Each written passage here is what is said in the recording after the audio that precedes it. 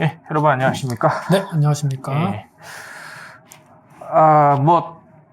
중국하고 지금 여러 가지 문제가 있죠. 사실은 이제 그러니까 중국에서 우리나라한테 잘하라는 둥 개소리를 하지를 않나. 뭐 한국은 중국을 본받아서 방역에 좀 더 신경을 쓰라느니 예. 뭐 이런 얘기들을 하고 있죠. 헛소리를 들으면서도 아무 말도 못 하고 있는 또 지금 뭐 전 세계적으로 우리나라 국민에 대해서 입국에 제한을 여기저기서 지금 하고 제한을 있죠. 두고 있는데 네.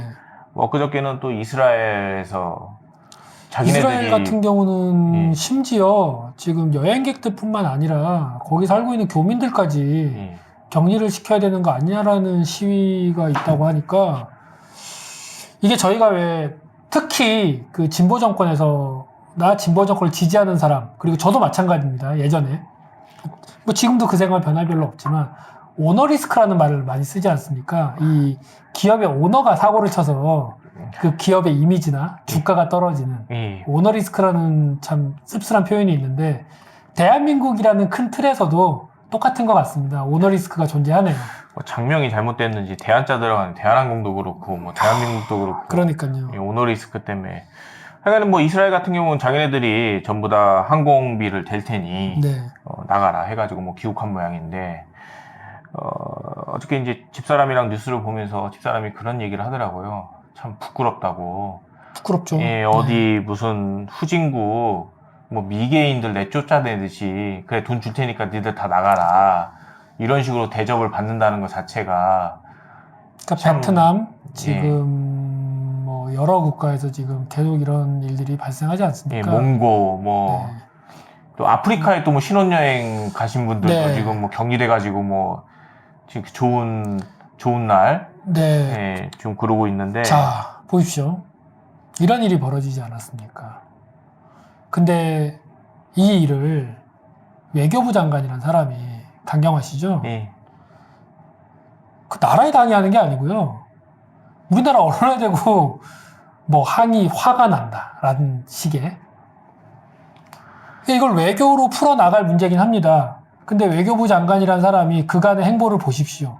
감비아와 동맹을 맺고 뭐 말도 안 되는 나라들이랑 동맹을 맺으면서 일본과 미국이라는 든든한 우방국들을 내치지 않았습니까? 그렇죠. 뭐 태국하고 지소미아 뭐 네. 한다고 하고 그리고 결국은 얻은 대가가 지금 이런 상황이면 이거를 외교적으로 어떻게든 풀려고 애를 써야 되는데 이거는 그냥 언론 인터뷰에 대고 원거리에서 악플만 다는 격이에요. 너무하지 않냐? 이게 지금 장관이 취할 스탠스인지에 대해서도 한번 고민을 해봐야 될 것 같습니다. 뭐 국격이 이제 뭐 날이 갈수록 떨어져. 심지어 뭐 중국에서도 한국인들에 대해서는 입국을 제한해야 되지 않느냐. 라는 식으로 지금 이제 예. 얘기를 하고 있죠. 지금 뭐 근데 우리는 지금 뭘 하고 있는 거예요? 지금 이제 좀 계속 뉴스가 지금 뜨고 있는데 서울에서도 지금 확진자들이 계속 나타나고 있어요. 여기저기서. 네, 지금 오늘만 해도 벌써 몇 명입니까? 예. 이제 그 확진자들이 이제 뭐 집에만 계시는 분들은 아닐 거고 네. 또 어디선가 얼무신 건데 네. 이제 계속 늘어날 거예요. 사실 늘어나지 않아야 하는 게 이제 희망사항이긴 하지만 네. 지금 뭐 상황 봤을 때 이게 이제 서울도 뭐 대구처럼 이게 번지기 시작하면 답이 없어. 예, 뭐 동선도 지금 뭐 한두 명이 예전에 뭐 네. 한두 명이었을 때 이게 지금 동선을 체크하는 게 무슨 의미가 있나 싶기도 합니다. 예, 동선 체크가 가능한 거지 역학조사관도 지금 모자라는 판에 네. 지금 엉망진창이 돼가지고 지금 이러고 있는데 진짜 우리 정부에서 좀 특단의 대책을 마련을 하셔야지. 아니에요. 저기 오늘자 속보에 보면요. 예. 정부에서 오늘 뭐라고 얘기를 했냐면요. 예. 코로나19 환자 예. 1,000명 네. 아무 의미 없다.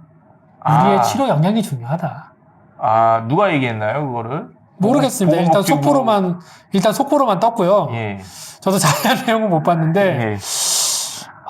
이 멋진 멘트죠. 항상 제가 늘 모든 방송에서 말씀드리지만 이 정부는 예. 논란 일면 농담, 예. 논란 일자 그런 말 한 적 없다. 뭐 이런 얘기거든요. 이것도 뻔해요. 이제 논란이 일면 뭐 그런 말 한 적 없다. 누가 한 말인지 모르겠다는 식으로 얘기할 거예요.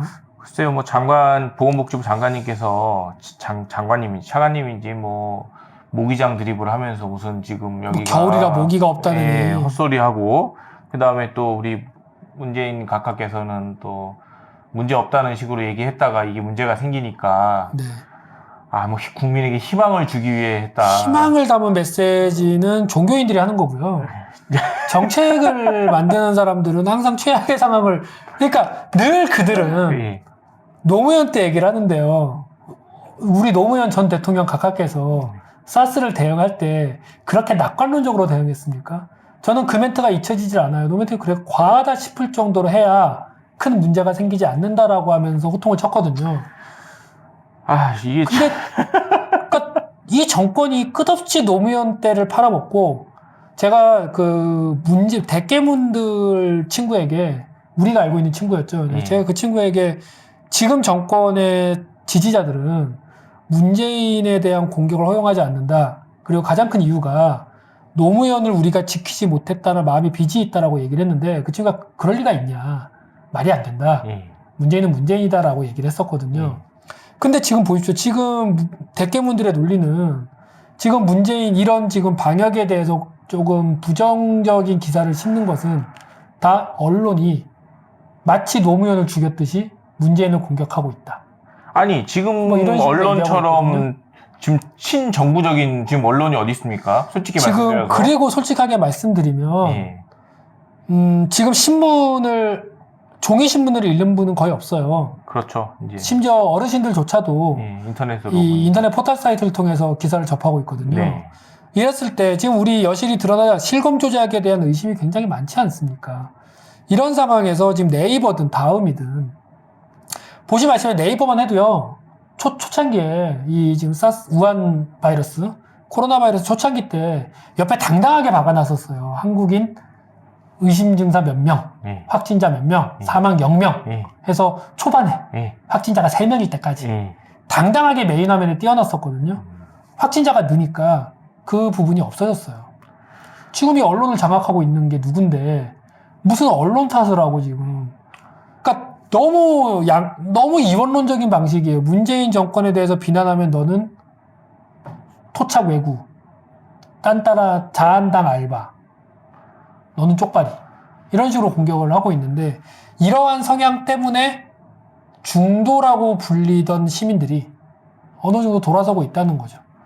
근데 그럼에도 불구하고 뭐 여론조사를 보면 뭐 종로 여론조사만 해도 뭐 문재인 또 지지율도 뭐 만만치가 않고 뭐 지금 왜 지지하는지 모르겠는데 이낙연, 황교안 씨의 지지도만 해도 뭐 차이가 좀 나죠.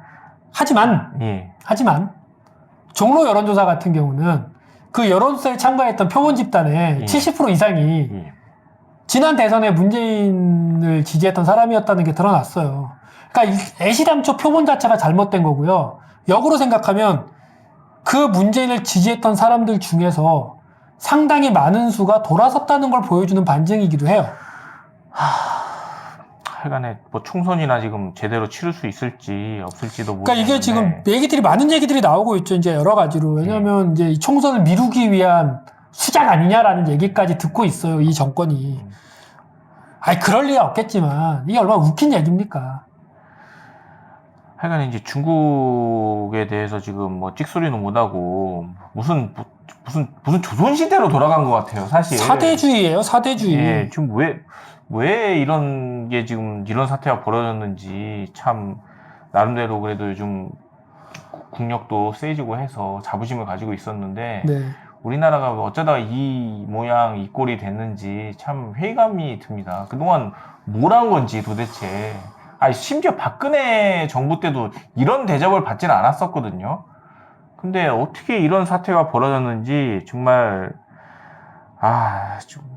뭐 중국한테 돈을 빌린 거예요? 뭐 어떻게 된 거죠? 그러니까 지금 계속 얘기가 나오는 게 뭐 조국 일가의 그 사모펀드 같은 경우도 그렇고 여러 가지 얘기하는데 계속 그런 썰은 있지 않았습니까? 이게 중국 쪽 자본이 흘러들어온 거다.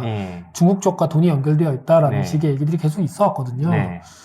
거기다가 지금 이러한 분위기, 중국에 꼼짝도 못하고 끝없이 중국인을 받으려고 한다거나 중국의 자본에 대해서 통제를 안 하고 있거든요. 심지어 지금 한전에도 뭐 전선 입찰을 하겠다. 지금 특별 허용이거든요. 중국 같은 경우는 WTO에 가입이 안 돼 있기 때문에 실제로 우리나라 그 한전 사업에 끼어들 수가 없어요.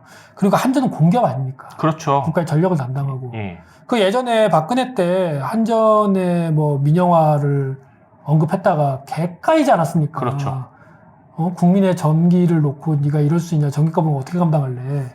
근데 여기에 중국 자본을 허용한다? 지금 필리핀 같은 경우가 그 필리핀 전력 공급의 뭐 70% 이상을 차지하는 전력회사의 중국 지분이 너무 높아져가지고 지금 중국이 맘만 먹으면 필리핀은 전력 경기가 끊겨요. 이런 상황을 만들어 보겠다. 왜? 그들의 돈이 중국 돈인 건지 중국의 돈이 그들 돈인 건지 전 잘 모르겠어요. 그러니까 늘 말씀드리지만 합리적 의심이에요. 이 정도 의심은 해도 됩니다. 세월호 때 계속 말씀드리는 거예요. 세월호 때 박근혜가 구슬했다느니 미국 잠수함과 부딪혔다느니 뭐 이런 얘기도 하지 않았습니까? 아니 이 정도 얘기도 못하는 게 무슨 민주주의 사회입니까? 그런 의심이 든다 이거죠. 왜 중국에 대해서 이렇게 안절부절하느냐? 뭐 농담식으로야 뭐 여러 가지 얘기가 되겠지만 현실적으로 정치적인 이유 다 떼고 돈의 흐름만 놓고 생각한다면 뭐 그들 입장에서는 그럴 법해요.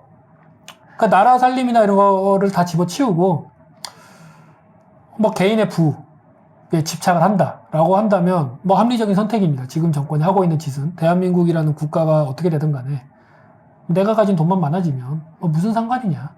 뭐 이 정도 맥락에서 생각한다면 그들은 집값이 올라서 충분히 재미를 받고 뭐 든든한 지원군도 있고요. 대깨문이라고 불리는 든든한 지원군도 있고요. 대깨문을 왜 기분 나빠합니까? 자기들이 스스로 대선 때 우리를 대깨문이라고 불러라라고 당당하게 선언했으면서 어이씨 누가 대깨문이라고 그러면 너 일베냐라고 그러는데 당신들이 일베였습니까? 본인들이 대가리 깨져도 문재인이라고 병신 같은 소리를 나불거려 놓고. 그러니까 이제 국제화 시대에 뭐 외국의 어떤 이민자들은 막을 수는 없겠지만 이번에 이제 미래통합당이죠. 네. 예. 미래통합당 같은 경우에는 좀 생각을 하셔야 되는 게 뭐 혹시라도 그들이 다수당이 된다면 그 선거권이라든지 네. 뭐 시민권, 영주권을 무차별적으로 외국인에게 남발하는 부분에 대해서는 좀 진지하게 고민을 해서 고민해야 됩니다. 예, 지금 뭐 좀 통제가 안 되고 있잖아요. 뭐 미립국이나 뭐 이제 그 뭐라고 그래야 되죠? 그 불법 체류자들, 그렇죠. 예, 불법 체류자들에 대해서도 어떻게 좀 조치를 취해가지고 통제 가능한 범위 내에서 국민들만 통제하려고 하지 말고 외국인들도 확인을 해야 되잖아요. 지금 뭐 이렇게 외국에서 무슨 전염병이 들어와가지고 있으면 어디 있는지도 모르고 뭐 심지어 뭐 우리 국민들도 지금 어디 있는지도 몰라가지고 뭐 신천지 교도들 같은 경우에는 그러니까 신천지도 문제예요. 사실은 제가 신천지 편드는 게 아니라 네. 제가 아까는 뭐 31번 확진자 같은 경우는 그분에 대한 비난이 잘못되었다라고 말씀을 드리는 거지만 예, 얘들도 초반에 그런 확진자가 그렇게 나왔을 때 정부에 협조를 해서 예. 그 방역에 대한 부분이나 전파를 막으려고 애를 썼어야 되는데 본인들도 본인들이 사입이라는 걸 아는 거예요. 숨기고 싶은 거죠. 그러니까 뭐 다른 데다가 이게 얼마나 알리지 슬픈 사입입니까? 생각을 해보십시오. 내가 믿는 종교가 예. 사입이라 예. 남한테 말을 못해요. 하지만 난 믿어요. 본인도 인지하는 거예요. 내가 그렇게 당당하면 내가 신천지요 하면 되는 거 아닙니까? 굉장히 슬픈 현실이죠. 하여간에 2부 방송은 여기서 마무리를 하고 3부 방송에서는 뭐 정치권에 대한 여러 가지 이야기를 간단하게 한번 정광훈 목사 예, 그렇고 또 민주당에서 비례당을 만든다는 또 헛소리를 하고 있고 우리 손혜원 씨가 또 예. 얘기 좀 해보겠습니다. 예. 정치 얘기를 좀 해보겠습니다. 3부에서는.